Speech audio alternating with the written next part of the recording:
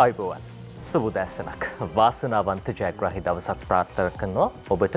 ඔබ එකතු වෙන්නේ 7 වෙනි පැය සමකින් වාසනාවන්ත බව ජයග්‍රාහී බව පමණක් නෙවෙයි අද දවසේ නිරෝගී බවත් ඔබට ලැබෙන්න කියලා අපි ප්‍රාර්ථනා කරනවා. ඊට හේතුව තමයි අපි දන්නවා රටක් විදිහට අපි මේ මොහොතේ පවා විශේෂයෙන්ම කොරෝනා ඕවදුරට කොරෝනා වසංගතයට කොරෝනා ඒ බලපෑමට ලක් වෙලා ඉන්න මොහොතක්. ඒ නිසා නිරෝගීකම බෙහෙවින්ම වටිනවා. නිරෝගීකම ගැන කතා කරනකොට විශේෂයෙන්ම දැන් රෝගී බවට පත් වුනහම ඒ සඳහා ලබා දෙන ඖෂධ පිළිබඳවත් බොහෝ දෙනෙක්ගේ අවධානය යොමු වෙලා තියෙනවා. කොවිඩ් මර්ධනය සඳහා එන්නතක් හොයාගන්න බොහෝ රටවල් වෙහෙස මහන්සි වෙන කාල සීමාවක් අපි දන්නවා. ඊයේ දවස වෙනකොට දැන් අපේ රටින් වාර්තා වෙන කොරෝනා ආසාදිතයන් ප්‍රමාණය 48949ක්, රෝහල්ගතව ප්‍රතිකාර ලබන පිරිස 6618ක්.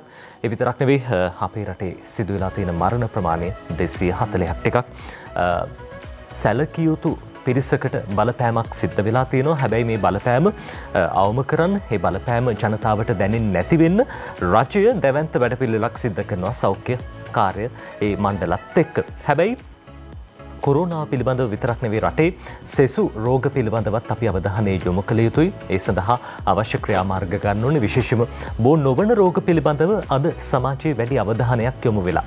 අපි දන්නවා හෘද රෝගය වගේම තවත් අනෙකුත් රෝග වගේම පිළිකා රෝගත් අපේ රටේ ප්‍රධානයි. පිළිකාව වෙනුවෙන් පිළිකා මර්ධනය කරන්න රජය කැප වෙන මොහොතක් රටක් විදිහට විශේෂයෙන්ම අනෙක් රටවල සහයෝගීත්වයත් එක්ක ඒ කටයුතු සිද්ධ කරමින් ඉන්න කාල සීමාවක්. හැබැයි පිළිකා ගැන කතා කරනකොට අපි දැක්ක පහුගිය කාලේ පිළිකා සම්බන්ධ ඖෂධවල හිඟයක් තියෙනවා කියලා විවිධ පාර්ශවවලින් රජයට චෝදනා එල්ල වුණා. හැබැයි රජයේ පාර්ශවයෙන් අපි දැක්ක මේ ගැටලුවට ස්ථිරසාර විසඳුම් ලබා දෙන්නට කටයුතු කරනවා. හැබැයි පිළිකාව සම්බන්ධයෙන් වන විශේෂ වැඩ කටයුතු රැසක් දැන් අපේ රටේ සිද්ධ වෙනවා. අපි සූදානම් පිළිකා මර්ධනය කරන්න, පිළිකා ඒ රෝගීන්ට පහසුවක් වෙන්න විශේෂයෙන්ම ඒ විකිරණශීල පරීක්ෂණ සිද්ධ කරනකොට අවශ්‍ය වෙන රසායනික ද්‍රව්‍ය දැන් මේ වෙනකොට අපේ රටේ නිෂ්පාදනය කරන්නට පටන් අරන් රජයක් විදිහට ගත්තහම අමාත්‍යාංශ දෙපාර්තමේන්තු පැත්තෙන් ඒ වගේම සෞඛ්‍ය අංශ පැත්තෙන් මේ සඳහා වැඩි අවධානයක් යොමු වෙලා තිනවා.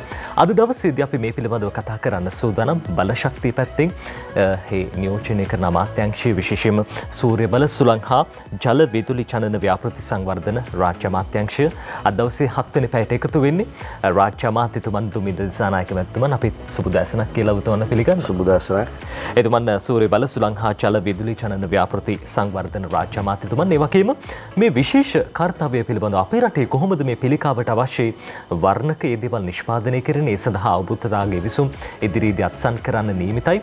සෞඛ්‍ය ක්ෂේත්‍රය පැත්තෙන් අපි ආරාධනා කළ 7 වෙනි පැයට ඔබ නම කිව් පමණින් එතුමන්ව හඳුනනවා. රටේ පිළිකා රෝගීන් ගත්තාම දසදහස් ගණනකගේ සුවය වෙනුවෙන් ඔවුන්ව සුවපත් කරන්නට කැපවුණු වෛද්‍යවරයෙක්. එතුමන් පිළිකා පිළිබඳ විශේෂඥ වෛද්‍ය ජයන්ත බලවර්ධන මහත්මයා සුබදැසනක් ඔබතුමන්ට. එතුමන් කටයුතු කරන කොත්තලාවල ආරක්ෂක විශ්වවිද්‍යාලයේ ජ්‍යෙෂ්ඨ කතිකාචාර්යවරයෙක් වශයෙන් පිළිකාව පිළිබඳව ජ්‍යෙෂ්ඨ විශේෂඥ වෛද්‍යවරයෙක් වශයෙන් එතුමන්ට සෑහෙන අත්දැකීම් තියෙනවා. හසල අත්දැකීම් වලින් පිරිපුන් වෛද්‍යතුමෙක් කියලා අපිට හඳුන්වන්න පුළුවන්. ඉතින් අපි සූදානම් අද දවසේදී කතා කරන්න විශේෂයෙන්ම අපි ආරම්භයක් විදිහට ඇමතුමාගෙන් අහන්න කැමති දැන් ඔබතුමන්ට බාර වෙලා තියෙන රටේ බලශක්ති ක්ෂේත්‍රය දැන් පිළිකාව මර්ධනය කරන්න ඉදිරියේදී අපි විශේෂයෙන්ම අවබෝධතාවගේ විසුමක් අත්සන් කරන්නටත් නියමිතයි. සෞඛ්‍ය සැපීම අංශය වගේම පරමාණුක බලශක්ති මණ්ඩලය මේ ආයතන දෙක එකතු වෙලා අවබෝධතාවගේ විසුමක් අත්සන් කළා. විදේශ රටවලට ඇදිලා කිය දහස් ගණන් විදේශ විනිමය ඉතිරි කරගන්න වැඩපිළිවෙලක් ක්‍රියාත්මක කරන්න නියමිතයි. අපි එතනින්ම පටන් ගමු ඇමතුමා. අපි ඇත්තට මුලින්ම ඉතාමත් සතුටු වෙනවා ස්වාධීන රූපවාහිනී ආයතනයට. මොකද රට ඉතාමත් අත්‍යවශ්‍ය කාරණයක් වෙලා තියෙන කාරණයක් සම්බන්ධව රටේ ජනතාව දැනුවත් කරන්න ඔබතුමාලගේ කාලය වෙන් කිරීම පිළිබඳව අපි සතුටු වෙනවා. මොකද මම හැමදාමත් කියන දෙයක් තමයි අපේ රටේ මාධ්‍ය ගත්තොත් එහෙම බොහෝ විට අපට අහන්න දකින්න ලැබෙන්නේ අපි අහන්න දකින්න අකමැති දේවල්, නරක දේවල්. එහෙම නැත්නම් විවේචනාත්මක දේවල් තමයි ලැබෙන්නේ. හැබැයි මං හිතන්නේ මේ පණිවිඩය මේ රටේ ඉන්න සියලු දෙනාට මං හිතන්නේ ડોක්ටර් හොඳ පණිවිඩයක් වෙයි. මොකද අපි පිළිකා රෝගය ගත්තොත් එහෙම මං හිතන්නේ අපි නොදැනුවත්ව අහිංසකකමත් එක්ක අසරණකමත් එක්ක පිළිකා රෝගීන් විශාල ප්‍රමාණයක් රටේ දවසින් දවස දුක් විඳිනවා. රෝගියා පමණක් නෙමෙයි මං හිතන්නේ පවුලත් විශාල වශයෙන් ඒ වෙනුවෙන් කැපවීම කරනවා සහ දුක් වෙනවා. මමත් ඒ වගේම පවුලක්. ඉතින් මම සතුටු වෙනවා අපේ අමාත්‍යාංශයේ විදිහට පරමාණු බලශක්ති මණ්ඩලය අපට පුළුවන්කම ලැබිලා තියෙනවා මේ පිළිකා රෝගීන්ගේ පිළිකා රෝගය හොයාගන්න පෙට් ස්කෑන් එකට ඒ අවශ්‍ය කරන විකිරණශීලී වර්ණකය නිපදවන්න අපට පුළුවන්කම ලැබිලා තියෙනවා. ඒක මම හිතන්නේ මමත් ලැබු වාසනාවක් කියලා හිතනවා. ඒ වගේම රටත් ලැබු වාසනාවක්. මොකද මම හිතන්නේ ඉදිරියේදී අපිට සාකච්ඡා කරද්දී අපිට පැහැදිලි විස්තර කියන්න පුළුවන්කම තියෙනවා. දැන් මේ වෙනකොට මම හිතන්නේ රටේ පිළිකා රෝගීන් අවුරුද්දකට 25000ක් 30000ක් පමණ බලාපොරොත්තුවෙන් ඉන්නවා මේ කියන පරීක්ෂණය කරගන්න. හැබැයි මේ පරීක්ෂණය කරගන්න මම හිතන්නේ පොරොත්තු ලේඛනයේ අවුරුදු 4-5ක් වෙන්නත් පුළුවන්. මාස 6ක් විතර ඉන්න වෙනවා. එහෙම වුණාම සමහර වෙලාවට අර නිසි වෙලාවට නිසි සොයා ගැනීම කරේ නැත්නම් කොතරම් ප්‍රතිකර්ම තිබුණත් සමහර ලාවට ප්‍රතිඵලදායක නැහැ. සමහරට දවසක් හරි පරක්කු වෙන පැහැදිලියට. ඒ නිසා මම අපි තාම සතුටු වෙනවා. පරමාණු බල ශක්ති මණ්ඩලයේ විදිහට අපට මේ හැකියාව සහ අවස්ථාව ලැබීම සම්බන්ධව ඒ අනුව අපි හෙට දිනේදී සෞඛ්‍ය අංශත් ඒ වගේම කොතලාවල ඇකඩමි ඩිෆෙන්ස් ඇකඩමිකත් එක්ක අපි ගිවිසුමක් අත්සන් කරනවා. ඊටමත් කෙටි කාලයක් තුල මේ විකිරණශීලී වර්ණකය ලංකාව තුල නිෂ්පාදනය කරන්න. ඉතින් මේ සඳහා විශේෂයෙන්ම අතිගෞරව ජනාධිපතිතුමාගේ සහයෝගය ඒ වගේම අගමැතිතුමාගේ සහයෝගය අපට ලැබිලා තියෙනවා. මොකද මම අමාත්‍යාංශයේ බාරගෙන අපි පළවෙනි රැස්වීම වෙලාවදීම අතිගෞරව ජනාධිපතිතුමාන් ඉල්ලීමක් කරා මේ හැකියාව අපට තියෙනවා මේකට අවශ්‍ය කරන උදව්ව අපට කරන්න කියලා. ඒ අනුව මම හිතන්නේ එතුමා ඒ වෙලාවෙම කොතලාවල ඩිෆෙන්ස් ඇකඩමියෙන් අපට ඉඩම ලබා දෙන්න පොරොන්දු වුණා. ඒ වගේම මේ සඳහා අවශ්‍ය කරන කන්ස්ට්‍රක්ෂන් සඳහා අවශ්‍ය කරන ත්‍රිවිධ හමුදාවේ සහයෝගය අපට ලබා දෙන්නම් කියලා කිව්වා. ඒ අනුව විශ්වාස කරනවා අපට ඉතාමත් කෙටි කාලයක් තුල මම මේ කෙටි කාලයක් කියලා කියන්නේ හෙට අනිද්දා නෙමේ මේ සඳහා අපට මම හිතන අපිට අවුරුදු එකමාරක්වත් වැය වෙයි කියලා අපි විශ්වාස කරනවා.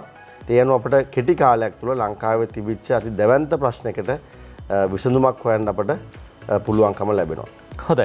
වෛද්‍යතුමා දැන් මේ විශේෂම පිළිකාව පිළිබඳව කතා කරනකොට අපි දකිනවා මේ රටේ බොහෝ පිරිසක් විශේෂම පිළිකා රෝගීන්ගේ පවුල්වල ඥාතීන් පවා කතා බහ කරන දෙයක් තමයි අර අපේ රටේ පිළිකා ඖෂධ සමහරලාට හිඟයි නැත්නම් ඒ අවශ්‍ය පහසුකම් නැහැ. දැන් ඔබතුමන්ට බොහෝ අත්දැකීම් ඇති විවිධ අනුවේදනීය කතා තියෙනවා. පිළිකා රෝගයට ලක් වුණාම මේ පවුල්වල සමාජිකයන් කොයිතරම් ආකාරයකට පීඩා විඳිනවද කියලා. හැබැයි දැන් මේ නව විශේෂම විකිරණශීලී වර්ණකය නිෂ්පාදනය කිරීමත් එක්ක කොයි වගේ පහසුවක්ද සැලසෙන්නේ සහ අපි අපේ රටේ පිළිකාව ගැන ගත්තොත් වෛද්‍යතුමා කොයි වගේ තත්ත්වයක්ද මේ වෙනකොට තියෙන්නේ? දැන් මම පිළිකා රෝහලට ඉස්සෙල්ලාම අනියුක්ත වුණේ 1987 දී. ඒ කාලෙදී සාමාන්‍යයෙන් වසරකට ලෙඩ්ඩු 3500ක් වගේ තමයි අලුත් කට්ටිය ලියාපදිංචි වුණේ. නමුත් 2018 වර්ෂයේදී ඒ සංඛ්‍යාව 25000ක් දක්වා වැඩිලා තියෙනවා. ඉතින් ඒක භයානක විදිහට වැඩි වීමක්. ඇත්තම 25000 කියන්නේ නියම දත්ත නෙමෙයි. මොකද අපි දන්නවා පෞද්ගලික අංශයේ ප්‍රතිකර්ම කරන කට්ටිය ගොඩක් වෙලා දත්ත අපිට ලැබෙන්නේ නැහැ. ඊට අමතරව ආයුර්වේද වෙදකම් කරන කට්ටියගේ දත්ත අපිට ලැබෙන්නේ නැහැ. සමහර වෙදකම් නොකර ඉන්නවා. සමහර පිටරට යනවා. ඉතින් සමස්තයක් විදිහට ඔක්කොම එකතු කරාම ඇමතුමා කිව්වා වගේ 30000ක් විතර පිරිසක් අපි හිතනවා අලුතෙන් පිළිකා රෝගීන් ලියාපදිංචි වෙනවා කියලා. ඉතින් මේක පිළිකා වැඩි වීමට හේතු ඇත්තම ගොඩක් තියෙනවා ලංකාවේ. පළවෙනි එක තමයි දැන් අපි බෝ වෙන රෝග ඔක්කොම ජය අරගෙන ඉතින් බෝ නොවෙන රෝග තමයි ගොඩක් එන්නේ. පිළිකා, හෘද රෝග, වකුගඩු රෝග. ඉතින් පිළිකාව කියන්නේ ගොඩක් වෙලාවට වයසක කට්ටියට හැදෙන ඒකේ ප්‍රතිශතය වැඩි. ඉතින් දැන් වයසක කට්ටිය වැඩි වෙන සමාජයේ අපි පිළිකාත් වැඩියෙන් දකින්න. ඒකට හේතුවක් තියෙනවද වෛද්‍යතුමා? මොකක් කරේ කියන්නේ? අපි දැන් මෙව අපි මේ බෝ වෙන රෝග ජය අරගෙන තියෙන්නේ. පිළිකාව සමස්තයක් විදිහට පිළිකා හැදීමේ ප්‍රවණතාවය වයසත් එක්ක වැඩි වෙනවා. ගොඩක් පිළිකා. ඉතින් ඒක එක හේතුවක්.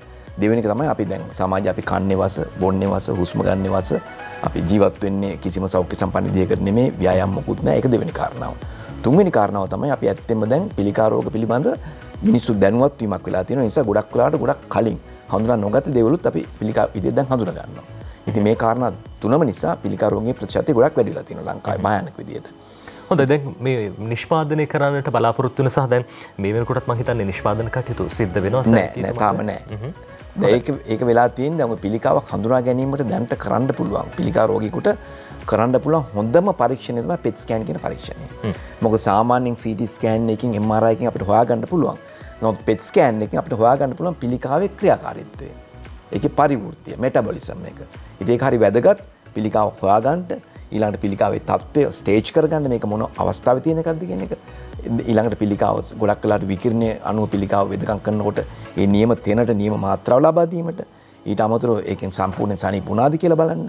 අවසාන වශයෙන් නැවත පිළිකාවක් මතුවෙනවාද කියලා බලන්න. සනීපෙච්ච කෙනෙක් නැවත මතුවෙන්න පුළුවන්. රිකවර් වෙන්න පුළුවන්. ඉතින් අන්න ඒ ටික බලා ගන්න ඒක හරි වැදගත්. ඒක තමයි ලෝකේ කරන්න පුළුවන් දැනට තියෙන විශිෂ්ටම පරීක්ෂණය. නමුත් ලංකාවේ ඇත්තම දැනට PET ස්කෑනර්ස් 3යි තියෙන්නේ. දෙකක් තියෙනවා රජයේ රෝහල් වල, එකක් තියෙනවා පෞද්ගලික අංශයේ. දැන් මහරගම PET ස්කෑන් එක පටන් ගත්තේ 2018 දී. ඒක ඇත්තම ඩොනේෂන් එකක් මේ අර ෆයිට් කැන්සර් ටීම් එකෙන් හම්බෙච්ච ඩොනේෂන් එකක්. ඊළඟට කොළඹ ජාතික රෝහල එකක් තියෙනවා පෞද්ගලික අංශයක පටන් ගත්තේ 2011 දී. ඉතින් මේ හැම එකෙම කෙරෙන්නේ බොහොම සීමිත ප්‍රමාණයක්. මොකද හේතුව මේ වර්ණකේ අපිට නැහැ. මේ වර්ණකේ අපි ගෙන්න ගන්න ඉන්දියාවෙන්. නමුත් මේ ප්‍රශ්නේ මේ වර්ණකේ හදන්නේ සයික්ලෝට්‍රෝන් කියන යන්ත්‍රයෙන් උපකරණයෙන්. අපිට සයික්ලෝට්‍රෝන් එකක් නැහැ. ඉන්දියාවේ 28ක් තියෙනවා. මියන්මාර් වලත් තියෙනවා. ඊළඟ බංග්ලාදේශ වලත් තියෙනවා. නමුත් අපිට තාම නැහැ. ඒක ලොකු අඩුපාඩුවක්. හොඳයි. වෛද්‍යතුමා සාමාන්‍යයෙන් මේ වර්ණකයක් අපි එක පුද්ගලයකට ලබා දෙන ප්‍රමාණය ආනයනය කරන සාමාන්‍යයෙන් කොච්චර විතර වේදමක් යනවද? මෙහෙමයි. දැන් අපි සාමාන්‍ය අපි තන බර මනින්නේ කිලෝග්‍රෑම් වල ඉන්නේ. දුර මනින්නේ කිලෝමීටර් වල ඉන්නේ. ඒ වගේම විකිරණේ මනින ඒකකේ තමයි මිලිකියුරිස් කියන ඒකකය. සාමාන්‍යයෙන් අපි මිලිකියුරිස් 3000ක් 3500ක් ඉන්දියාවෙන් ඇනියුම් කරාම ලංකාවට එනකොට ඒක 100යි. මොකද මේ විකිරණයේ තියෙන අර්ධ ජීව කාලය කියලා එකක්. ඒක විකිරණය පිට කළා ඒකේ සැර අඩු වෙනවා. අර 3400ක් 3500ක් ඕඩර් කරාම අපිට ලැබෙන්නේ 100යි. මොකද ඒ ගමන් මාර්ගයේදී මොකද මේක අර්ධ ජීව කාලය තියෙන විනාඩි 110යි. විනාඩි 110ක් ඇතුළත මේකේ බලපෑම 150කින් අඩු වෙනවා. තවත් ගානකින් තව 125ක් වෙනවා. ඒ අනුව අපිට විශාල ප්‍රමාණයක් ඇනියුම් කරාට අපිට ලැබෙන්නේ බොහොම සුළු ප්‍රමාණයක්. හොඳයි වෛද්‍යතුමා අපිට මොහොතක් දෙන්න අපි වෙලාව බලලෙමු. හොඳයි වෛද්‍යතුමා අපි කතා කරමු අර ඔබතුමන් සඳහන් කළ අර විකිරණශීලී ද්‍රව්‍ය දැන් මේවා ආනයනය කරනකොට ඒ පාලිත තත්ත්වය යටතේ ගෙනාවත් අර ඔබතුමන් කිව්ව විදිහට 3500ක් විතර ආනයනය කළත් 100ක් තමයි අවසානයේදී ලැබෙන්නේ. හැබැයි දැන් ඒ සඳහාත් විශාල වේදමක් යනවා. ඔව් ඇත්තෙන්ම අපි දැන් එක මම දන්න තරමින් එක සැරයක් ගෙන්න ගන්න 540000ක් විතර ගෙවන්න ඕනේ. ඒ කියන්නේ එක ස්කෑන් එකට 54000ක්. මොකද සාමාන්‍යයෙන් ඒ ගේන ප්‍රමාණය කරන්න පුළුවන් 10ක් 12ක් වගේ ලෙඩු ප්‍රමාණයක් පමණයි. නමුත් ඒ සම්පූර්ණ ප්‍රමාණයට වැඩිපුර ලෙඩු 330ක් අපිට කරන්න පුළුවන්. ඉතින් අපි ලොකු වියදමක් ලොකු විදේශ විනිමයක් මේකට වියදම් කරනවා. තේරුමක් නැතුව. මොකද මේක අපරාධයක්. මොකද මේක අපි වැය වෙන නිකන් ස්වභාවික වැය වෙන විකිරණයට අපි සල්ලි ගෙවනවා. ඉතින් ඒ නිසා තමයි මේක තීරණය කරේ. දැන් උදාහරණයක් විදිහට මහරගම පිළිකා රෝහලේ අපේක්ෂා රෝහලේ අපි මම දන්න තරමින් ස්කෑන් එකක් කරන්නේ සුමානකට සැරයක්. ලෙඩු 10 දෙනෙක් පමණ. මම දන්න විදිහට මම නිවැරදි මං හිතන්නේ පෞගිය සුමාන 4-5 ඇතුළත එක ලෙඩෙක්වත් කරලා තිබෙන්නේ නැහැ. මොකද මේ වර්ණකේ ලංකාවට ගෙන්න ගන්න බැරි වෙලා තියෙනවා. ජාතික රෝහලෙත් කරන්නේ මාසෙකට දෙපාරක් නැත්නම් තුන් පාරයි. ඒත් ලෙඩු 10ක් වගේ. පෞද්ගලික අංශයේ රෝහල් වල එක රෝහලක් තියෙනවා. ඒකේ සාමාන්‍යයෙන් අවුරුද්දකට 700ක් විතර කරනවා. ඉතින් සමස්තයක් විතර ගත්තාම ඔක්කොම එකතු කරාම අපිට කරන්න වෙන්නේ 1500ක් වගේ ප්‍රමාණයක් පමණයි. නමුත් ඒක ඊටාම අඩු සංඛ්‍යාවක්. මොකද ඇත්ත වශයෙන්ම මේ PET ස්කෑන් පරීක්ෂණයක් කරනවා නම් ලංකාවේ රික්වයර්මන්ට් එක අවශ්‍යතාවය අඩු ගන්න 25000ක් විතර වෙන්න ඕනේ අවුරුද්දකට. ඉතින් අන්න ඒ නිසා තමයි අපි ජනාධිපතිතුමාගේ මේ සංකල්පය යටතේ සෞභාග්‍ය දැක්ම යටතේ එතුමා කියලා තියෙනවා ලංකාවේ මේ බේට් ටික හදන්න කියලා. ඉතින් ඒකට අපිට අමාත්‍යවරු ජනජාතිසුමන ඇමතුමා පත් කරා. ඒ වගේම පරමාණුක ශක්ති බල මණ්ඩලයේ අපේ ඇමතුමායින් නොදමින් ඇමතුමා. ඉතින් මේ ඔක්කොම එක්ක වෙලා අපේ කොතලාවල ආරක්ෂක විශ්වවිද්‍යාලයේ අපි මේක තීරණය කරන්න ඕනි කියලා. මොකද අපිට ඒකට ගොඩක් උදව් කරා අපේ උපකුලපතිතුමා මේ ජෙනරාල් මිලින්ද පීරිස් මැතිතුමා. ඉතින් අපි ඔක්කොම එකතු වෙලා මහාචාර්ය රෝසා මේ ඒ කියන්නේ ඇමතුමායි කණ්ඩායම අපි කණ්ඩායම් දෙකම එක්ව වෙලා අපි මේක තීරණය කරා කොතලාවල ආරක්ෂක විශ්වවිද්‍යාල රෝහලේ මේක අපි ස්ථාපනය කරනවා කියලා. මොකද එතන ගොඩක් හොඳයි. මොකද එතන ඒක ඇත්තට මේ ආරක්ෂක අමාත්‍යාංශයට තියෙන්නේ. ඒ හින්දා අපිට ආරක්ෂාව ගැන ප්‍රශ්නයක් නැහැ. ඒ වගේම ඒක විනය ගැන ප්‍රශ්නයක් නැහැ. මොකද මේක ඉතාම විනයානුකූලව කෙරෙන්න ඕනේ අපි. මොකද අපි කරන්නේ විකිරණ අඩංගු බේත් සමග අපි සෙල්ලම් කරන්නේ. හින්දා ඉතාම විනයානුකූලව කෙරෙන්න ඕනේ. ඉතින් මම හිතනවා මේක තප්පර මිලි දශම ගණනක ප්‍රමාදයක් අනතුරකට හේතු වෙන්න පුළුවන්. ඉතින් එහෙනම් බොහොම පරිස්සමෙන් කරන්න ඕනේ. ඒ නිසා මම හිතනවා සමස්තයක් විදිහට මේකට ඉතාම සුදුසුම තැන ශ්‍රීමත් ජෝන් කොතලාවල ආරක්ෂක විශ්වවිද්‍යාල රෝහලේ කියන. හොඳයි වෛද්‍යතුමා. දැන් මේකේ තියෙන විශේෂත්වය දැන් ඔබතුමා අහුවන කීයක් යනවද මේක පරීක්ෂණ කියලා? අපේ රුපියල් 54000ක් එක ලේඩුවකට ඩයි එකට පමණක්. ඩයි එකට පමණක් යනවා 54000ක් පමණ. හැබැයි මේ 54000ක් වැය කරලා අපි 5 ලක්ෂ ගාණක් මුදලක් වියදම් කරලා ගේන ප්‍රමාණයෙන් අපට කරන්න වෙන්නේ ලෙඩ්ඩු 10කට විතරයි. අපි මේක දැන් 54000 ගාණ අපි හදන්නේ 5,40,000 බෙදීම 10 කියන එකත් එක්කනේ. හැබැයි මේකේ වැය වෙන ප්‍රමාණය ගත්තොත් එම නාස්ති වෙන ප්‍රමාණය අතිවිශාලයි. දැන් මේක ලංකාවේ නිෂ්පාදනය කර ගැනීමත් එක්ක තියෙන වාසිය තියෙන්නේ අර මුදලම අපි වියදම් කරොත්. ඒ කියන්නේ අවුරුද්දකට මම හිතන අපේ සාකච්ඡාවේදී එළියට ආවේ මිලියන 100ක් වියදම් කරනවා මේ විකිරණශීලී ද්‍රව්‍ය ආනයනය කරන්න. එතකොට මේ මිලියන 100 වියදම් කළා ලංකාවේ දැනට PET ස්කෑන් කරන්න පුළුවන්කම තියෙන්නේ 1800ක් විතර ප්‍රමාණයක් 2000කට අඩු ප්‍රමාණයක්. එතකොට මේ මිලියන 100ම වියදම් කරොත් අපි මේ අපේ විකිරණශීලී ද්‍රව්‍ය ලංකාවේ නිෂ්පාදනය කිරීමත් එක්ක ඒ මිලියන 100 තුල අපට පුළුවන්කම ලැබෙනවා මේ කියන ලෙඩුන් 25000ක් 30000ක් අවුරුද්දකට පරීක්ෂා කරන්න පුළුවන්කම තියෙනවා. එතකොට මේක රටට බරක් වෙන ව්‍යාපෘතියක් නෙමෙයි. අර වියදම් කරන මුදලම වියදම් කිරීමත් එක්ක රටේ සමස්ත පිළිකා රෝගීන් සඳහා සේවයක් ලබා දෙන්න පුළුවන්කම තියෙනවා. ඒ වගේම අපි මේ විකිරණශීලී ද්‍රව්‍ය නිෂ්පාදනය කිරීම සඳහා ඒ වියදම් කරන මුදල මම හිතන්නේ මේ රටේ දීර්ඝකාලීන ආයෝජනයක් බවට පත් වෙනවා පමණක් නෙමෙයි මම හිතන්නේ මහා පිනක් මහා සේවයක්. මොකද අපට පුළුවන්කම ලැබෙනවා මේකත් එක්ක තවත් PET ස්කෑන් යන්ත්‍ර අපට පුද්ගලික රෝහල් වල පාවිච්චි කරන්න ගෙන්න ගන්න කියන පණිවිඩය කියන්න පුළුවන්. ආණ්ඩුවේ රෝහල් වලට මේ පහසුකම දෙන්න පුළුවන්කම තියෙනවා. ඉතින් පුංචි වැඩක් තුල අපි ගත්තොත් එහෙම. ඒ කියන්නේ මේ විකිරණශීලී ද්‍රව්‍ය මෙහි නිෂ්පාදනය කිරීම හරහා පමණක් මම හිතන්නේ පිළිකා රෝගීන්ට මම හිතන්නේ විශාල අවස්ථාවක්. ඒ වගේම රටක් විදිහට ගත්තාම අපි විශාල ඉදිරි පියවරක් තබ්බු අවස්ථාවක් බවට පත් වෙනවා. හොඳයි.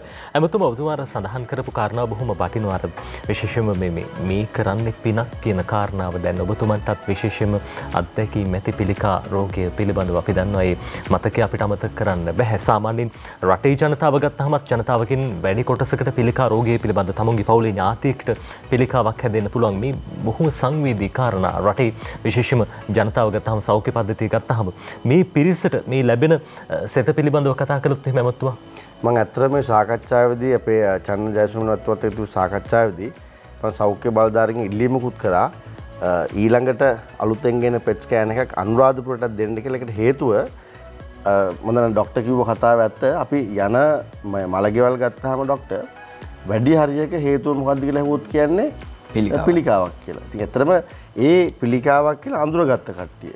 අනික බොහෝ කට්ටිය සමහරලාට අඳුරගෙන නැතුව අපේ ගම්බද සාමාන්‍ය අර යකා ගහවුවා වගේනේ එහෙමනේ කියන්නේ. ඒ වගේ ගත්තාම නමුත් කියන මරණවලුත් අඳුනගත්ත දේවලුත් විශාල ප්‍රමාණයක් මම හිතන්නේ පිළිකාවෙන් ජීවිතක්ෂයට පත් වෙනවා. ඉතින් මම හිතන්නේ ඒ නිසා මේක ආණ්ඩුවක් විදියට අපි කළ යුතු කාරණයක්. මොකද මේ රටේ අපි දැන් පාරවල් ටික හදනවා නම්, ඒ වගේම වතුර ටික දෙනවා නම්, ඒ වගේම විදුලිය දෙනවා නම් අපි ලෝකෙත් එක්ක ඉස්සරහට යනවා කියලා කියන්නේ සෞඛ්‍ය පැත්තෙනුත් අපි අවශ්‍ය කරන තාක්ෂණය දැනුම ඒ සපෝට් එක අපි අපේ රටේ ජනතාවට ලබා දෙන්න ඕනකම තියෙනවා. මොකද වර්තමානයේ ගත්තොත් පිළිකා සඳහා පිට රටකට ගිහිල්ලා ප්‍රතිකාර ලබා ගන්න පුළුවන් ප්‍රමාණය බොහොම අඩුයි.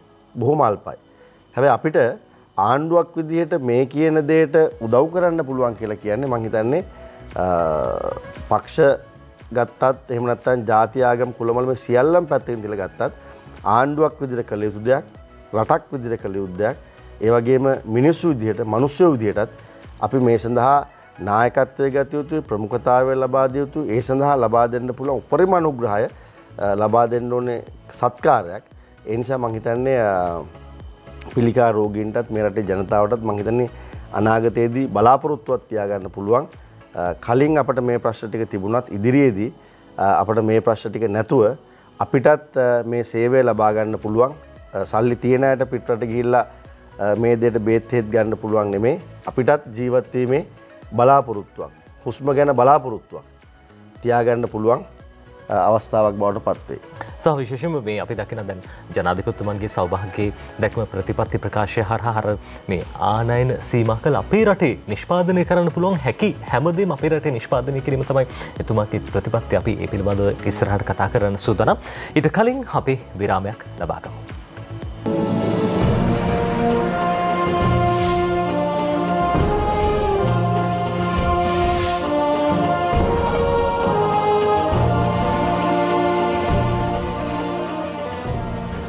ඔබ නැවතත් එකතු වෙන්නේ 7 වෙනි පැය සමගින් අපි කතා කරමින් ඉන්නේ සූර්ය බල සුළං හා ජල විදුලි චලන සංවර්ධන ව්‍යාපෘති සංවර්ධන රාජ්‍ය අමාත්‍යතුමන් දුමින්ද දිසානායක මහත්මයා. ඒ වගේම අපිත් එක්ක එකතු වෙනවා පිළිකා පිළිබඳ ජ්‍යෙෂ්ඨ විශේෂඥ වෛද්‍ය ජයන්ත බලවර්ධන මහත්මයා. එතුමන් කොතලාවල ආරක්ෂක විශ්වවිද්‍යාලයේ ජ්‍යෙෂ්ඨ කතිකාචාර්යවරයෙක් වශයෙන් කටයුතු කරනවා.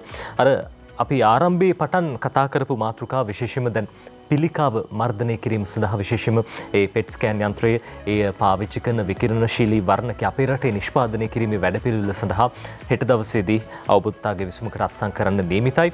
ඉතින් මේ අවබෝධතාගේ විසුම අත්සන් කළ මේ වර්ණක අපේ රටේ නිෂ්පාදනය කිරීම තුලින් බොහෝ පිරිසකට සිත සැලසෙනවා. මේ විශේෂම රටේ ජනතාව ගත්තාම පිළිකාව පිළිබඳව බොහෝ දෙනෙක් කතා කරන සංවේදී මාතෘකා සංවේදී අදහස් ඇතිව බොහෝ දෙනෙක් කතා කරන විෂයක් විදිහට අපිට හඳුන්වන්න පුළුවන් මේ ක්ෂේත්‍රය. දැන් වෛද්‍යතුමා අපි කැමති දැනගන්න දැන් මේ හදන වර්ණකය පාවිච්චි කරන්න පුළුවන් පිළිකාවක් තියෙනවද කියලා හොයාගන්න විතරද නැත්නම් මේකේ තවත් ප්‍රයෝජන තියෙනවද?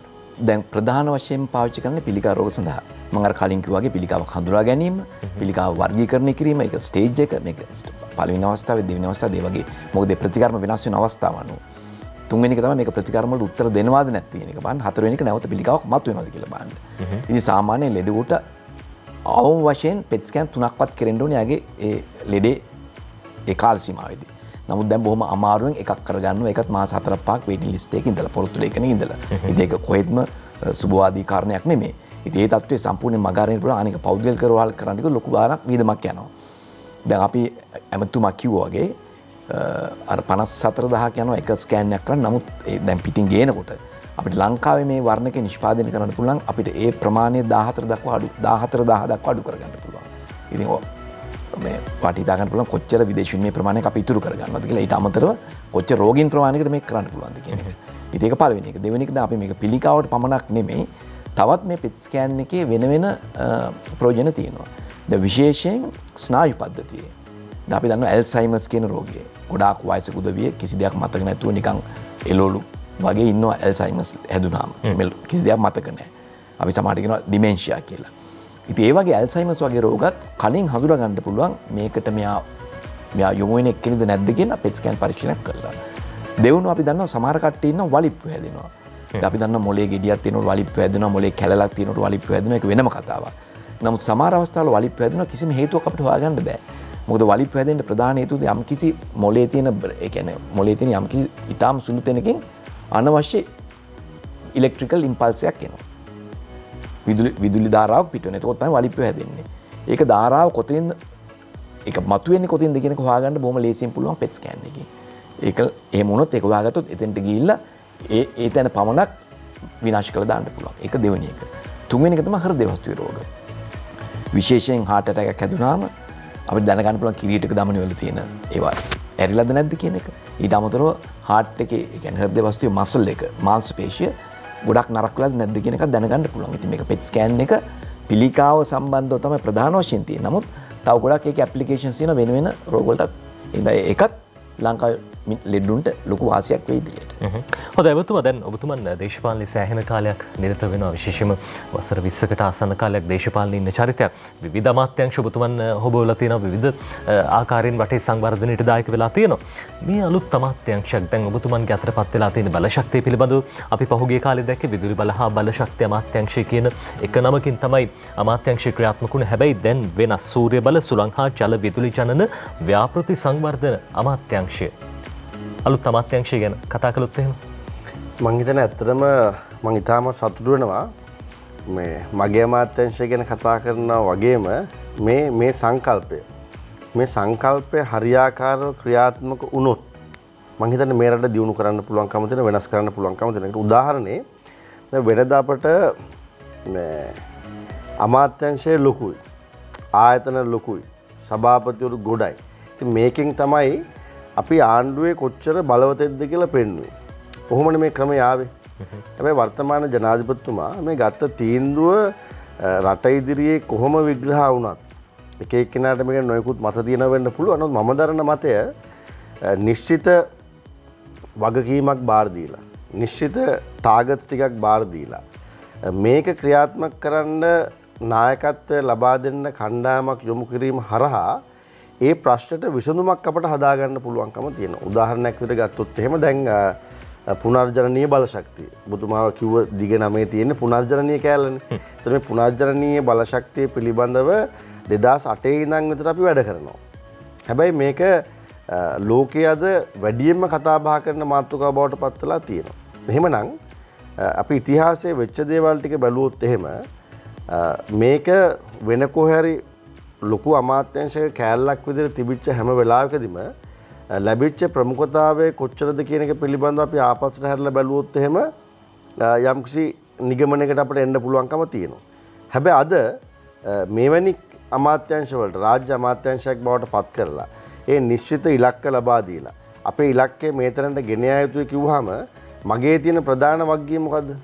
මේ කියන කොටස මේ රටේ ජනතාව වෙනුවෙන් හරියාකාර විශ්ල කිරීම තමයි මගේ වගකීම වෙන්නේ. ඒ නිසා මම හිතන්නේ මේක සංකල්පයක් විදියට ඉතාමත් හොඳයි මේ අමාත්‍යංශ පුංචි කරලා තියෙන එක සමහර ඒවාට විෂය බාර දීලා ඉවරලා ඒ විෂය පිළිබඳ විශේෂයෙන් ගත්තොත් එහෙම දැන් අපි හිතන්නේ දැන් අපේ අනුරාධපුරයට බලපාන අලිමිනිස් ගැටුම සමහර වෙලාවට මේ අලිමිනිස් ගැටුමට සම්බන්ධ ඇමතිකම දිවුරුම් දෙන්න මේ ඇමතිකම කියවනකොට මිනිස්සු hina වෙන්න ඇති.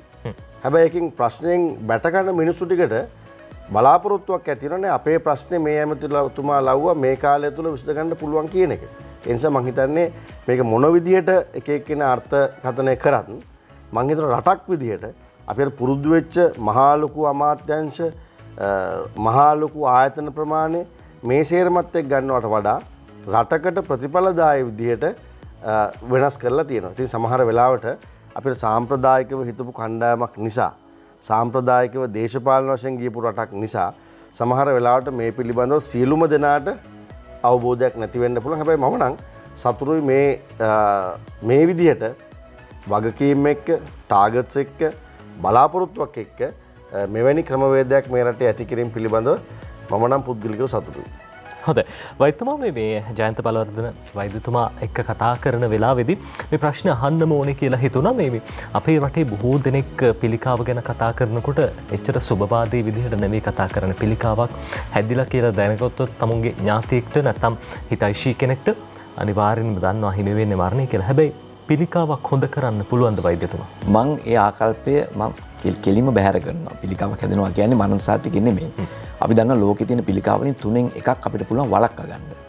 දුම් බීම, මත්පැන් බීම, ඒ වගේ අපේ හැසිරීම රට සහ කෑම ඒවා වෙනස් කරලා. තවත් තුනෙන් එකක් අපිට පුළුවන් සම්පූර්ණයෙන් සුවපත් කරන්න. මේ ප්‍රශ්නේ තියෙන්නේ ඊටු තුනෙන් එක. දැන් ඒකත් සෑහෙන අඩු වෙලා. දැන් ඇත්තෙම දැන් පිළිකා රෝග ගැන යනකොට අපි දැන් යන්නේ ජාන මට්ටමේ ප්‍රතිකර්ම. ඉස්සර නම් අපි කීමෝതെරපි දුන්නා, රේඩියෝതെරපි දුන්නා, ඒ වගේ බොහොම සරලව කරේ. නමුත් දැන් අපි ප්‍රතිකර්ම කරන්නේ ජාන මට්ටමේ. දැන් සමහර ලාවට අපි සමහර පරීක්ෂණ තියෙනවා ලෙඩාගේ ජාන 20000ක් පමණ අපි විශ්ලේෂණය කරනවා. ඒක තාම ලංකාවේ කරන්න බෑ. ඒකල්ලා ඒ ලෙඩාට හරියටම හරියන ටාගට් බෙහෙත මොකක්ද කියලා. ඒ වගේ ගොඩක් මේ දියුණු පැත්තක් තියෙනවා. නමුත් දැන් ඇත්තෙන්ම මම ඔය ඔබතුමා කියපු ඒ සංකල්පයෙන් පොඩ්ඩක් මිනිස්සු බැහැර වෙලා දැන් ඉස්සර වගේ නෙමෙයි මිනිස්සු දැනුවත් වෙලා ඉන්නේ. ඒගොල්ලෝ එනවා ගොඩක් වෙලාවට මූලිකව ඉස්සරන ගොඩාක් පිළිකා අවසාන අවස්ථාව වගේ තමයි ආවේ. නමුත් යම් ප්‍රතිශතයක් මම එකඟ වෙනවා. තාමත් පිළිකාව කියන්නේ ඒගොල්ලෝ හිතන්නේ මේක නිකන් මේක හංගන්න ඕනේ දෙයක් කියලා. ඒගොල්ලෝ කියන්නේත් නැහැ. ඒ වගේ මේ වේදකම් කන්න එන්නෙත් නැහැ. නමුත් මම බොහොම පැහැදිලිව අපේ ජනතාවට කියන්න ඕනේ පිළිකාවක් හඳුනා ගැනීම කියන්නේ කිසිම විදිහකින් මරණ සාතික දීමක් නෙමෙයි. ඒකට ගොඩක් ප්‍රතිකර්ම කරන්න පුළුවන්. ගොඩක් සමහර පිළිකා තියෙනවා අපිට සනීප කරන්න බෑ. නමුත් අවුරුදු ගාණක් අපිට හොඳින් ඒගොල්ලන්ව බලා ගන්න පුළුවන්. මොකද වැදගත් දේ තමයි පිළිකාවෙන් මීයන එක නෙමෙයි. ඒ මිනිස්යාගේ ජීවත් වෙන කාල සීමාවේ ක්වොලිටි එක. ඒකේ එයාගේ ජීවිතේ කැක්කුමක් නැතුව ඒ වගේ හොඳින් ඉන්න ඕනේ. අන්න ඒක තමයි වැදගත්. ඉතින් හොඳට මතක තියාගන්න පිළිකා රෝග වලින් 75%ක් ඔය කියන විදිහට අපිට සනීප කරගන්න පුළුවන්. කලින් දැනගත්තොත්. මුල් අවස්ථාවේදී හඳුනගත්තොත් සාමාන්‍යයෙන් පිළිකාවක් වළක්ව ගන්න පුළුවන්ද කොහොමද? නෑ මුල් අවස්ථාවේ හඳුනාගත්තොත් අපිට බොහොම සාර්ථක ප්‍රතිකාර කරන්න. උදාහරණයක් විදිහට පියුරු පිළිකාව. දැන් පියුරු පිළිකාව මූලික අවස්ථාවේ හඳුනාගත්තොත් අපිට 100%ක් වෙදකම් කරන්න පුළුවන්. නමුත් ගොඩක් කට්ටිය පියුරු පිළිකාවට එන්නේ ගොඩක් පරක් වෙලා. දැන් ඉස්සර අපි දන්නවා දැන් උදාහරණයක් විදිහට 1980 ගණන් වල 90 ගණන් වල අපේ කාන්තා පක්ෂයේ තිබ්බේ පළවෙනි පිළිකාව පියුරු පිළිකාව, දෙවෙනි පිළිකාව තමයි ගැබ්ගල පිළිකාව. නමුත් දැන් පැප් පරීක්ෂණ මිනිස්සු දැනුවත් වීම ඊළඟට අපි දන්නවා ඒකට අපි දැන් වැක්සිනේෂන් එකක් තියෙනවා. ඒ ඔක්කොමත් එක්කලා ඒක එන්නතක් තියෙනවා. ඒ ඔක්කොමත් එක්කලා ඒක දැන් ගොඩක් පල්ලෙහාට බහැලා. ඒ වගේ ගොඩක් මේ පැහැදිලි මේ ඉම්ප්‍රූව්මන්ට්ස් තියෙනවා. ඉතින් ඒ නිසා පිළිකාවක් කියන්නේ මරණ සාතිකේ නෙමෙයි අනිවාර්යයෙන්. නමුත් එකම වැඩේ මූලික මිනිස්සු දැනුවත් වෙන්න ඕනේ පිළිකාව කියන්නේ මොකක්ද කියන එක. ඒ වගේම ඊටා මූලික අවස්ථාවේදී සුදුසුකම් ලත් වෛද්‍යවරයෙක් ගාවට යොමු වෙන්න කියලා මම මේ කියන්නේ. එහෙම වුණාම අපිට පිළිකාව මූලික අවස්ථාව හඳුනාගෙන අපිට කරන්න පුළුවන් උපරිම ප්‍රතිකර්ම ටික ඊටා සාර්ථකව කරන්න පුළුවන්. හොඳයි. දැන් ඔය අතර විශේෂම දැන් බොහෝ දෙනෙක් හිතන්නේ නැතුව ඇති බලශක්ති ක්ෂේත්‍රයත් සෞඛ්‍ය ක්ෂේත්‍රයත් මේ විදිහට එක්කහසු වෙයි කියලා. හැබැයි සංවර්ධනයේ ඉස්සරහට යනකොට තාක්ෂණය දියුණු වෙනකොට රටක් විදිහට මේ සියලු කටයුතු අර කණ්ඩායමක් විදිහට කරන්න ඕනේ. එමත්තුමා දැන් ඔබතුමන්ගේ කණ්ඩායම විශේෂම දැන් අපි දැක්ක පහුගිය දවස්වල තම්බපවණි සුළං විදුලි බලාගාරය මේ රටේ තාක්ෂණ විප්ලවයට රටේ සංවර්ධන විප්ලවයට බොහොම ලොකු දායකත්වයක් ලබා දෙනවා. මොනවද ඉදිරි සැලසුම් දැන් ඉස්සරහට කරන්න තියෙන? අපිට ඇත්තටම විශාල ඉලක්කයක් ලබා දීලා තියෙනවා අතියෝජනාධිපතිතුමා 2030 වෙනකොට බලශක්ති ශ්‍රේෂ්ඨයේ 70%ක් පුනර්ජනනීය බලශක්තිය මගින් පෝෂණය කරන්න කියන වගකීම අපට ලබා දීලා තියෙනවා. ඒ වගේම මේ මෑතකදී අපි ජනාධිපතිතුමා හම්බුනහම එතුමා කිව්වේ 70 නෙමෙයි පුළුවන් නම් 100ට යන එක තමයි අපේ රටේ ඉලක්කය බවට පත් වෙන්න ඕනකම තියෙන්නේ. මොකද එහෙම නැත්නම් එහෙම අපි විශාල මුදලක් වියදම් කරනවා විදුලිය නිෂ්පාදනය සඳහා. අපි දකින්නේ අර මේ ආරම්භ සමාරම්භක උත්සවයේ විශේෂම තඹපවණි බලාගාරයේ මේ දැන් විවෘත කරන අවස්ථාවේදී අගමැතිතුමා සම්බන්ධ වුණා ඒ කටයුත්තට. අපි ඇත්තටම පුනර්ජනනීය බලශක්තිය අද ලෝකයේ හැමෝම කතා කරන දෙයක් බවට පත් වෙලා තියෙනවා. හැමෝම කතා කරන දෙයක් පමණක් නෙමෙයි ලෝකයේ බොහෝ රටවල් දැන් පුනර්ජනනීය බලශක්තියෙන් තමන්ගේ විදුලි අවශ්‍යතාවය සපුර ගැනීම සඳහා අවශ්‍ය කරන රටේ තියෙන වෙනස්කම්, ඒ වගේම නීති රීති වෙනස් කිරීම, ඒ වගේම මුදල් ආයෝජනය කිරීම මේ සියල්ලම කරමින් පවතින මොහොතක්. ඉතින් අපි තාම සතුටු වෙනවා අපේ අමාත්‍යාංශයේ විදිහට අපට පුළුවන්කම ලැබිලා තියෙනවා. ඒ අවශ්‍ය කරන ඉලක්කවලට අවශ්‍ය කරන සැලසුම් ටික හදලා ඒ සඳහා යන මාර්ගයේ ඉතාමත් වේගවත් යන්න අපට පුළුවන්කම ලැබිලා තියෙනවා. ඒ අපි බුදුමාලා දැක්කේ ඒ පළවෙනි බලාගාරය අපි පාක් කන්සෙප්ට් එකට ඩෙවලොප් කරන මන්නාරමේ වින් පවර් ප්ලාන්ට් එක තමයි ඔබතුමාලා දැක්කේ. ඉතින් එතනදී අපි මෙගාවොට් 100ක් මේ වෙනකොට ජාතික විදුලි බල පද්ධතියට එකතු කරන්න අවශ්‍ය කරන සැලසුම් හදලා තියෙනවා. අපි විවෘත කරනකොට මේකෙන් 30ක් තමයි අපි ජාතික විදුලි බල පද්ධතියට එකතු කරේ. ඒකත් අපේ ප්‍රශ්නයක් නෙමෙයි. මෙගාවොට් 100ක් නිෂ්පාදනය කරන්න ප්ලාන්ට් එක හැදුවත් සම්ප්‍රේෂණ කටයුතු වෙනුවෙන් පහුගිය කොවිඩ් නිසා ඒ අවශ්‍ය කරන කාල සීමාව ඉවර කරගන්න බැරි වෙච්ච නිසා මෙගාවොට් 30ක් විතර අපිට එකතු කරන්න පුළුවන්කම ලැබුණා. හැබැයි මේ අවුරුද්දේ මැද වෙනකොට අපිට පුළුවන්කම ලැබෙනවා ඒ සම්ප්‍රේෂණ කුළුණේ සම්ප්‍රේෂණ රහන් වල ඒ අවශ්‍ය සෙන්ටර්ස් ටික මේවා ටික හැදුවට පස්සේ අපිට පුළුවන් 100%ක්ම ජාතික විදුලි බල පද්ධතිය එකතු කරන්න. ඒත් එක්කම අපි ඉදිරියේදී බලාපොරොත්තු වෙනවා සියඹල ආණ්ඩුවේ තවත් මෙගාවොට් 100ක් සූර්ය බලාගාරයක් සූර්ය බල ශක්තියෙන් විදුලිය නිෂ්පාදනය කරන බලාගාරයක් නිෂ්පාදනය කරන්න මේක පාක් කන්සෙප්ට් එකට එන්නේ. ඒ වගේම පූර්ණරීන් වල බලාපොරොත්තු වෙනවා වින් ප්ලාන්ට් එක මෙගාවොට් 240ක්, ඒ වගේම සෝලාර් වලින් මෙගාවොට් 150ක් ජාතික විදුලි බල පද්ධතිය එකතු කරන්න. ඒ වගේම අපි විවෘත කරපු මන්නාරම් බලාගාරය හරහා තවත් මෙගාවොට් 300කට ආසන්න ප්‍රමාණයක් ජාතික විදුලි බල පද්ධතියට එකතු කරන්න බලාපොරොත්තු වෙනවා. ඒත් එක්කම අපි විශේෂයෙන්ම මේ වසරේ අයවැය කතාවේදී ගරු අගමැතිතුමාගේ අයවැය කතාවේදී අපි ඉල්ලීමක් කරලා තිබුණා අපේ අමාත්‍යාංශයේ විදිහට නිවාස ලක්ෂයක සෙවිලි මත කිලෝවොට් 5ක විදුලිය නිෂ්පාදනය කරන ක්‍රමවේදය තුල මෙගාවොට් 500ක් ජාතික විදුලි බල පද්ධතියට එකතු කරන්න අපි යෝජනාවක් කරා. ඒ යෝජනාව ගරු අගමැතිතුමාගේ කතාවේ සහ ඒ සඳහා අපි දැන් වැඩ කරගෙන යනවා. ඒ අනුව අපට පුළුවන්කම ලැබෙනවා ජාතික විදුලි බල පද්ධතියට මෙගාවොට් 500ක් එකතු කරන එක පමණක් නෙමෙයි අපි යෝජනා කරන්නේ මේ පවුල් ලක්ෂෙම අපි දුප්පත් පවුල් අපි ගත්තොත් එහෙම සමෘද්ධි පවුල් සමෘද්ධියෙන් ආණ්ඩුවෙන් ප්‍රතිලාභයක් ලැබෙන පවුල් ලක්ෂයක වහල මත කිලෝවොට් 5ක සූර්ය බලයෙන් විදුලිය ජනනය කරන සිස්ටම් එකක් අපි හැදුවොත් එහෙම අපිට පුළුවන්කම ලැබෙනවා මේ අයට අර ආණ්ඩුවෙන් නොමිලේ ලබා දෙන මුදල වෙනුවට ඒ අයගේ වහල මත විදුලිය නිෂ්පාදනය කරන ක්‍රමවේදය තුල තමනුත් ආර්ථිකයට දායක වෙන පුද්ගලයෙක් බවට ඒ අයගේ මනස වෙනස් කරන්නත් පුළුවන්කම ලැබෙනවා. මොකද නිකන් රුපියල් 1000ක් 2000ක් ලබා ගන්නව නෙමෙයි අපි දැන් ජාතික විදුලි බල පද්ධතියේ විදුලිය නිෂ්පාදනය කරන පවුලක් කියන සංකල්පය තුල ඒ අයට යම් ආදායමක් ලබා ගන්න පුළුවන්කම ලැබෙනවා. ඒ වගේම අවුරුදු 7ක් තුල මේ ලෝන් එක ගෙවලා ඉවරුණාට පස්සේ ඒ විදුලි බල පද්ධතියෙන් ලැබෙන සම්පූර්ණ ආදායම ලැබෙනවා මේ පවුලට. මේ අපි දකින්න විශේෂම විදුලි බලාගාර දැන් සූර්ය විදුලි බලාගාර. ඔව්.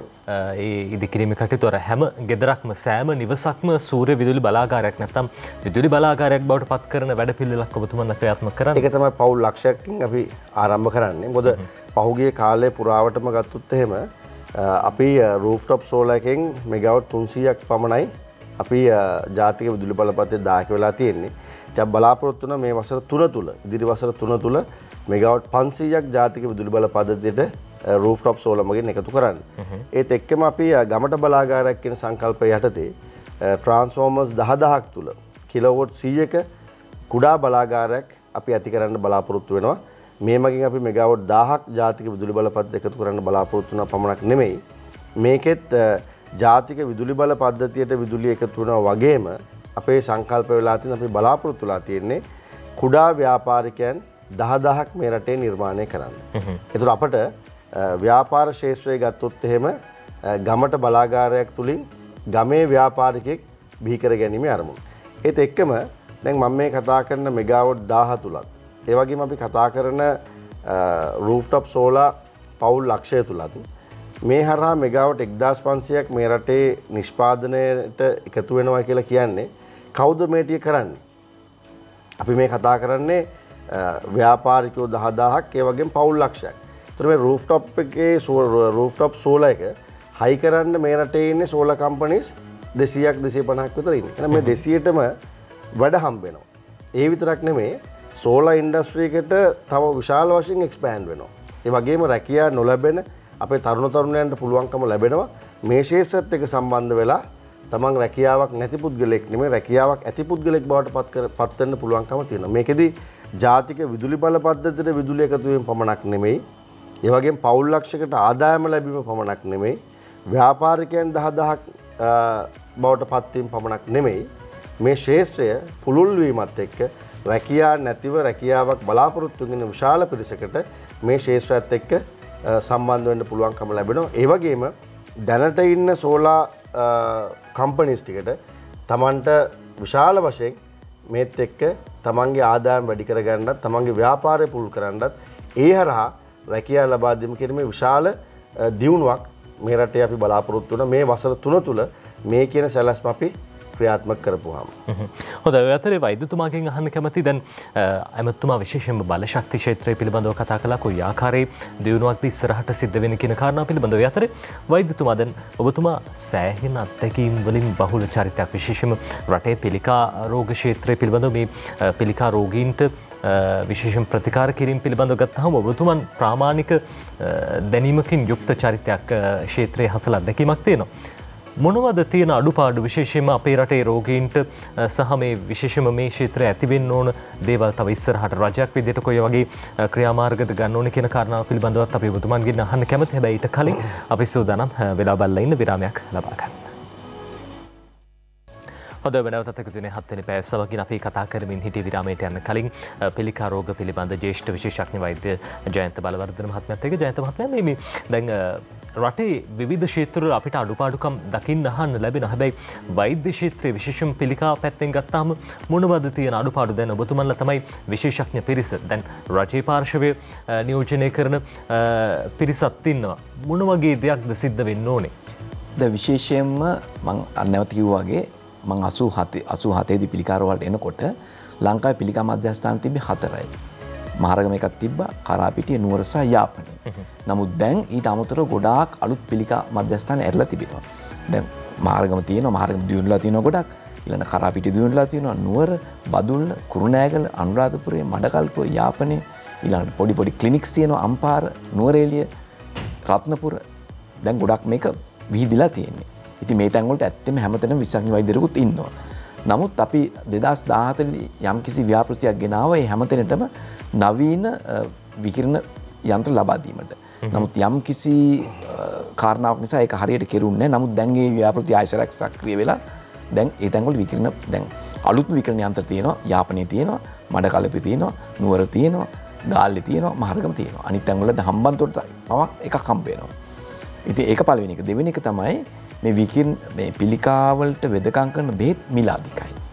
සාමාන්‍ය සමහර පිළිකා බෙහෙත් තියෙනවා එක රෝගියෙකුට මිලියන 10ක් විතර වියදම් වෙනවා ආණ්ඩුවට. ඉතින් එතන පොඩි මූල්‍යමය ගැටලුවක් තියෙනවා.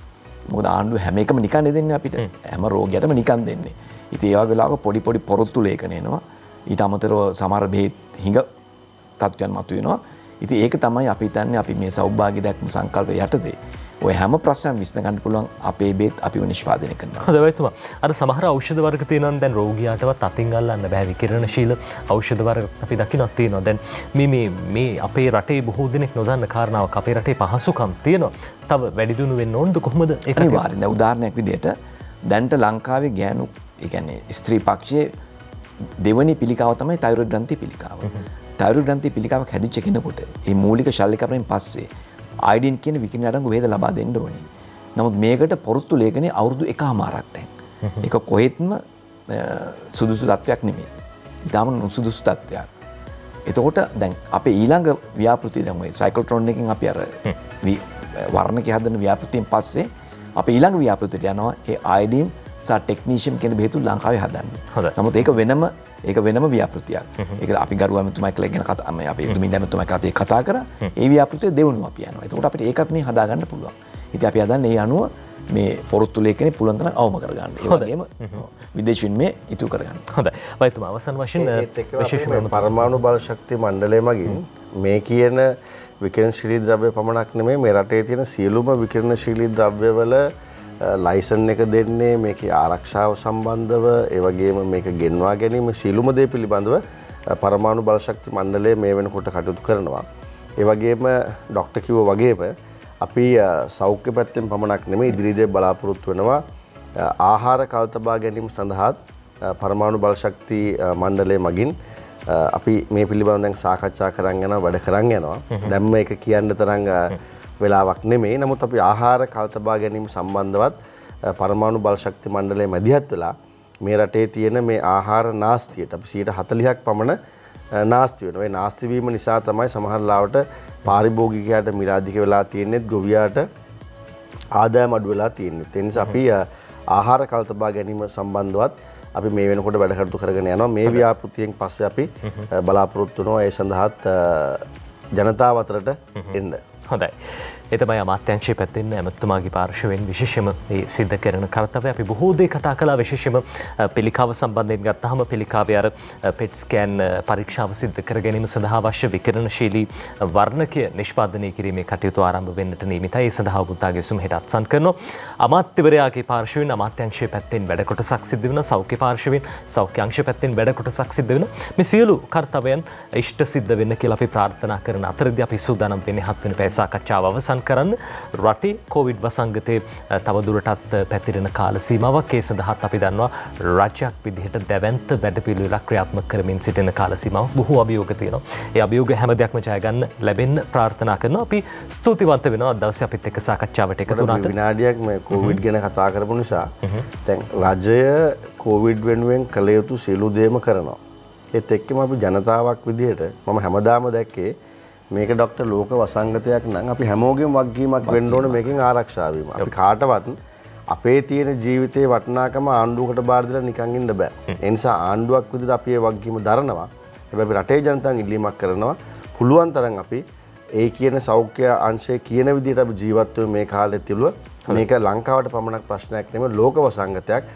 ඔබතුමාලා හැමෝමත් ඒකට අනුගත වෙන්න සහයෝගය දක්වන්න කියන එකත් අපි ඉල්ලීමක් විදිහට කරනවා. හොඳයි අපි ස්තුතිවන්ත වෙනවා සූර්ය බල සුළං හා ජල විදුලි ජනන ව්‍යාපෘති සංවර්ධන රාජ්‍ය අමාත්‍යතුමන් දුමින්ද දිසානායක මහත්මයාට ඒ වගේම අපිත් එක්ක එකතු වුණා පිළිකා රෝග පිළිබඳ ජ්‍යෙෂ්ඨ විශේෂඥ වෛද්‍ය ඒ වගේම කොතලාවල ආරක්ෂක විශ්වවිද්‍යාලයේ ජ්‍යෙෂ්ඨ කතිකාචාර්ය වෛද්‍ය ජයන්ත බලවර්ධන මහත්මයා බෙහෙවින්ම ස්තුතියි ඔබතුමන්ට අපිත් එක්ක එකතු වුණාට.